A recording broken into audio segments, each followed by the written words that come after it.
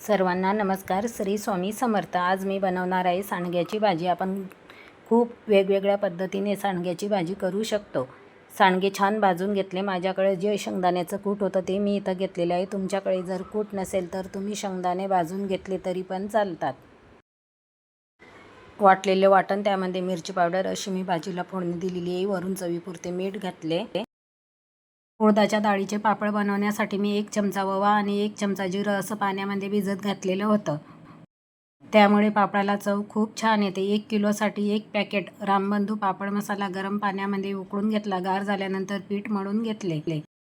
मळलेले पीठ 1 ते 1.5 तासासाठी तसेच झाकून ठेवले होते. त्यानंतर त्याचे 2 छोटे छोटे उंडे करून पाट्यावरती छान असे टेचून घेतले. त्यामुळे पापड खूप छान होतात. उंडा टेचून घेतल्यामुळे लाटायला सुद्धा जास्त वेळ लागत नाही आणि त्याच्या एकसारख्या अशा लाट्या करून घेतल्या. सकाळपासून पापडाचं भिजवून ठेवलेलं होतं. लाट्या पण करून ठेवल्या. पण झालं काय, ताईंना आमच्या मेवला दुपारी दवाखान्यात घेऊन गेले. त्यानंतर आले. खूप ऊन लागलं होतं. मग मी थोडा वेळ झोपले होते. त्यामुळे पापड करायला वेळ नाही मिळाला. आता संध्याकाळची वेळ आहे. देवाजवळ दिवाबत्ती करून घेतली आणि पापड करायला बसले. पापड एकदाचे लाटायला बसले की जास्त वेळ लागत नाही मला. खूप लवकर पापड लाटून होता. 1 किलोचं भिजवलेलं आहे मी. तसं तर 2 किलो डाळ दळलेली आहे, पण 1च किलोचं पीठ भिजवलेलं आहे. पटकन आता पापड लाटून घेते आणि फॅन खाली सुकायला टाकते.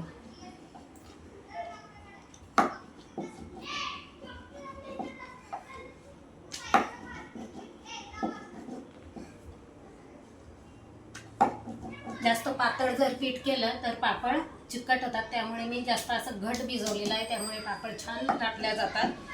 वेळ लागतो पण छान लाटल्या जातात. हे बघा असे चिकटतात जर पातळ पीठ असलं तर.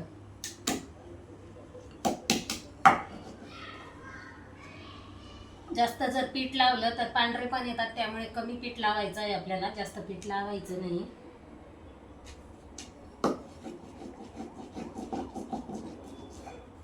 संध्याकाळचे आता 7 वाजलेले आहे.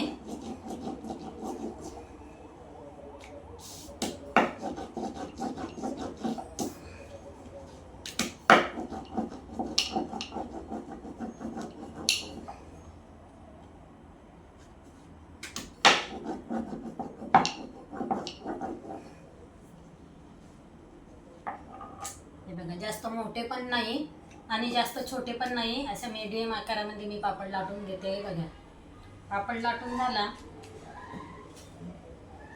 की असे एकावर एक टाकायचे. त्यामुळे काय होतं, पापड छान पिवळे धम्मक असे येतात.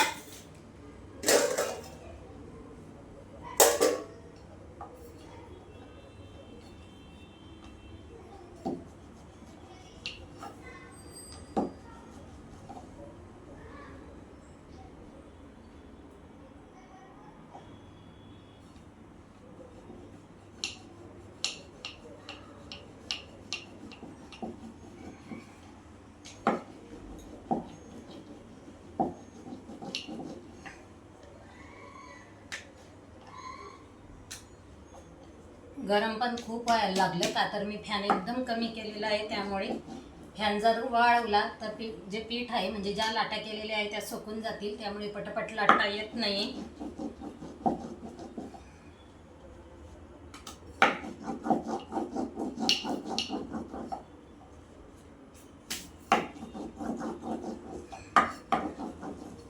एकसारखा पापड लाटायचा आहे आपल्याला.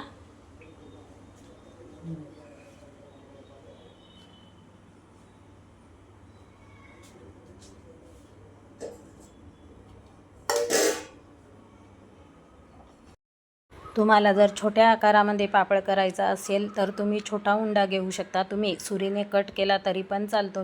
मला दोऱ्याने कट करायची सवय आहे, त्यामुळे मी दोऱ्याने कट केलेला आहे. लहान मोठा जसा आपल्याला आवडत असेल, जाड किंवा पातळ, असा आपण पापड लाटायचा. पण मी थोडे जाडच ठेवते. जाड ठेवल्यामुळे पापड भाजताना करपत नाही किंवा तळताना सुद्धा करपत नाही. उडदाचे पापड लाटत असताना लाटलेले पापड एकमेकावर ठेवायचे. त्यामुळे काय होतं, पापडाला जे पीठ असतं ते एकमेकांना चिटकून पापड छान पिवळे होतात. पहिले जे पापड होते ते तिथं असे सोकायला टाकलेले होते. ते आता सर्व जमा करून एका साईडला ठेवले आणि आता जे दुसरे पापड लाटलेले आहे ते पण असे वाळायला टाकते. खाली स्वच्छ धुतलेलं बेडशीट टाकलेलं आहे मी. आपल्याकडे जर चटई असेल तर आपण चटईवरती पण टाकू शकतो, छान सोकतात. जेवढे काही सोकलेले पापड आहे ते सर्व पापड मी एक साईडला टाकून दिले. जास्त जर वाढले तर त्याचे तुकडे पडतात, त्यामुळे आपल्याला एकमेकावर पापड ठेवायचे आहे. संध्याकाळच्या स्वयंपाकामध्ये शेवग्याच्या शेंगांची भाजी आणि बटाट्याची मसाल्याची भाजी अशा मी 2 प्रकारच्या एकाच मसाल्यामध्ये भाज्या बनवणार आहे. कांदा, धने, खडे मसाले, आलं, लसूण, खोबरं सर्व एकत्र भाजून मिक्सरमध्ये छान बारीक करून घेतलं. तेल तापल्यावर त्यामध्ये वाटलेला मसाला, 1 चमचा मिरची पावडर, 1 चमचा कांदा लसूण मसाला, अर्धा चमचा हळद, सर्व मसाले तेल सुटेपर्यंत कढईमध्ये परतून घेतले. तेल सुटल्यावर अर्धा मसाला मी शेवग्याच्या शेंगांच्या भाजीसाठी काढून घेतला. अर्ध्या मसाल्यामध्ये बटाटा टाकून दिला. शेवग्याच्या शेंगा लाईटच्या शेगडीवरती हळद, मीठ आणि तेलामध्ये उकळून घेतलेल्या होत्या. त्यातच मी मसाला घातलेला आहे. शेवग्याच्या शेंगांची भाजी आणि मसाल्याची बटाट्याची भाजी अशा 2 प्रकारच्या भाज्या मी केल्या. हा दुसऱ्या दिवसचा संध्याकाळचा व्हिडिओ आहे. स्वयंपाकाची तयारी माझी झालेली आहे. कुकर लावून ठेवलेला आहे. स्वयंपाकाची जी काही भांडी होती ती घासून घेते. पीठ मळून ठेवलेले आहे. पीठ जर मळून ठेवले तर चपात्यासुद्धा छान मऊसूत आणि टम्म फुगतात. केव्हा केव्हा आपण असे पीठ मळून ठेवायचे व स्वयंपाकाचे जे भांडे असतात ते घासून घ्यायचे. त्यामुळे जास्त भांडी पडत नाही आणि स्वयंपाक करताना आपला मूड फ्रेश राहतो. किचन ओट्यावरती कमी पसारा जर असेल तर आपल्याला अजिबात कंटाळासुद्धा येत नाही. कुकर माझा झालेला आहे. मला करायचे आहे फोडणीचे वरण. त्यासाठी हिरवी मिरची, लसूण, टोमॅटो, कढीपत्ता सर्व तयारी मी करून ठेवली. कुकरचा डबा माझा इथं काना झालेला होता कुकरमध्ये, त्यामुळे भात जो आहे तो एका साईडला गेलेला आहे. केव्हा केव्हा असं पण होतं बरं का ताईंनो. तुमच्यासोबत पण असं होतं का?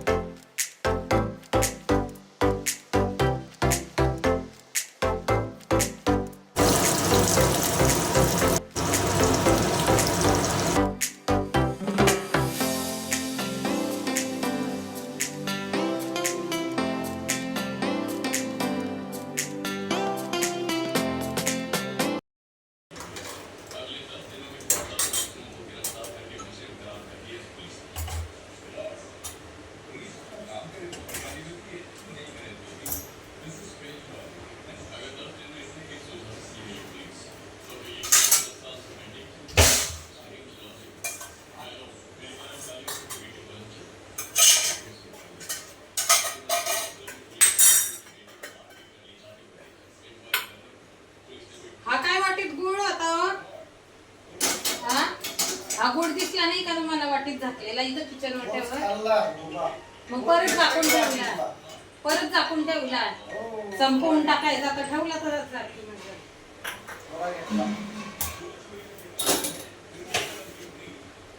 आणि तुम्ही आहे ना, आम्ही काही आणलेलं याला नाव नका ठेवतो. आम्हाला जे पटतं ते आम्ही आणतो. तुम्हाला खाणं असला तर खायचं.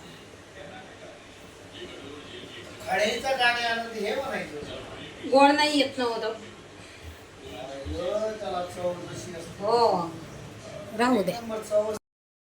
वरणाला फोडणी देऊन झाली. वरणाला छान अशी उकळी आणल्यानंतर लगेच मी चपात्या सुद्धा करायला घेतल्या.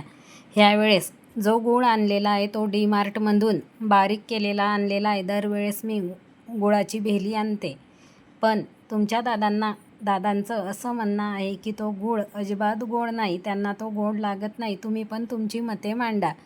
कोणत्या प्रकारचा गूळ चांगला असतो, कारण 2 प्रकारचे गूळ मिळतात. एक बारीक केलेला काळ्या कलरचा आणि पांढऱ्या कलरमध्ये जो गूळ येतो तो सुद्धा. बऱ्याच वेळा काय होतं ताईंनो, त्यांनी जर काही आणलं तर मी त्याला नाव ठेवते आणि मी जर काही आणलं तर ते पण मला नाव ठेवता. आमच्यामध्ये असं केव्हा तरी चालू असतं. मला जे आवडतं ते त्यांना आवडत नाही आणि त्यांनी त्यांच्या मनाने जर काही आणलं तर ते मलासुद्धा आवडत नाही. काल जे आपण पापड केलेले होते ते इथं भाजून बघत आहे. तुम्ही बघू शकता, दिसायला तर पांढरे शुभ्र पापड आलेले आहे, चवीला पण तसेच अप्रतिम झालेले आहे.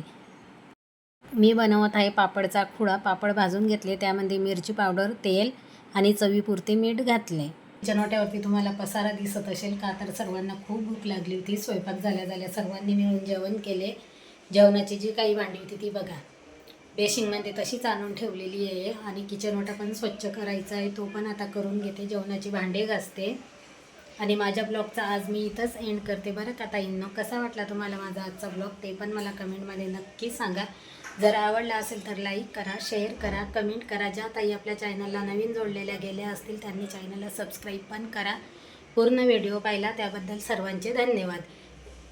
व्हिडिओ पाहिल्यावर एक लाईक करायला विसरू नका. परत भेटू उद्याच्या एका नवीन दिवसाची नवीन सुरुवात. तोपर्यंत बाय, गुड नाईट. आमच्या म्याऊची पिल्लं खाली वरडतात आहे, सॉरी, त्यांना घेऊन येते का तर अर्ध लक्ष माझं त्यांच्याकडं पण आहे. खूप वेळ झाला ती बाहेर गेलेली आहे. चला ताईंनो, बाय.